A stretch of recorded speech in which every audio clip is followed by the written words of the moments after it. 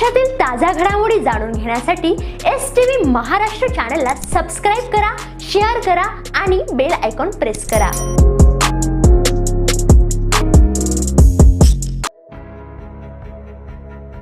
धुळे महापालिकेत मवियाचा नवा प्रयोग। ठाकरे गट, काँग्रेस आणि शरद पवार गटासोबत मनसेची युती। धुळे महानगरपालिकेच्या आगामी निवडणुकीसाठी राजकीय वातावरण तापू लागलेलं असून महाविकास आघाडीने भाजपला शह देण्यासाठी जोरदार मोर्चे बांधणी केली आहे। धुळे महापालिकेवर महाविकास आघाडीचा झेंडा फडकवण्यासाठी शिवसेना, ठाकरे गट, काँग्रेस आणि राष्ट्रवादी काँग्रेस शरदचंद्र पवार पक्ष हे तीनही प्रमुख पक्ष एकत्र आले आहेत। या संदर्भात महाविकास आघाडीच्या स्थानिक नेत्यांनी संयुक्त पत्रकार परिषद घेत धुळे महानगरपालिकेची निवडणूक एकत्रितपणे लढवण्याची महत्त्वपूर्ण घोषणा केली। विशेष म्हणजे या आघाडीमध्ये महाराष्ट्र नवनिर्माण सेना, मनसे देखील सहभागी असल्याचे यावेळी स्पष्ट करण्यात आलेलं आहे, ज्यामुळे राजकीय वर्तुळात चर्चेला उधाण आलेलं आहे। धुळे महापालिकेत गेल्या 5 वर्षांपासून असलेली भाजपची एकहाती सत्ता उलटवून टाकण्याचा संकल्प महाविकास आघाडीच्या सर्व स्थानिक नेत्यांनी यावेळेस बोलून दाखवला आणि ही निवडणूक पूर्ण ताकदीने लढवण्यासाठी आणि जागा वाटपाचा तिढा सोडवण्यासाठी लवकरच एका समन्वय समिती स्थापन करण्यात येणार आहे। या समितीच्या माध्यमातून पुढील रणनीती आणि नियोजनावर भर दिला जाईल, अशी माहिती काँग्रेसचे पदाधिकारी डॉक्टर दिनेश बच्छाव यांनी दिली आहे। भाजपच्या बालेकिल्ल्यात मविया आणि मनसे हे नवे समीकरण कितपत यशस्वी ठरते हे पाहणे औत्सुक्याचे ठरणार आहे। दुपारी आम्ही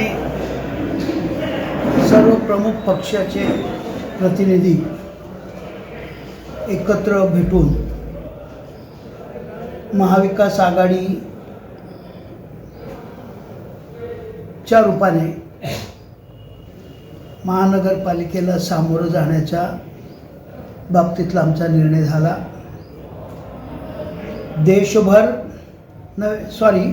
राज्यात जो विषय सध्या चर्चेला जात होता काँग्रेस पक्षाच्या वतीने मनसेच्या बाबतीत, त्याही बाबतीमध्ये काँग्रेस पक्षाने स्पष्टीकरण दिलेलं आहे।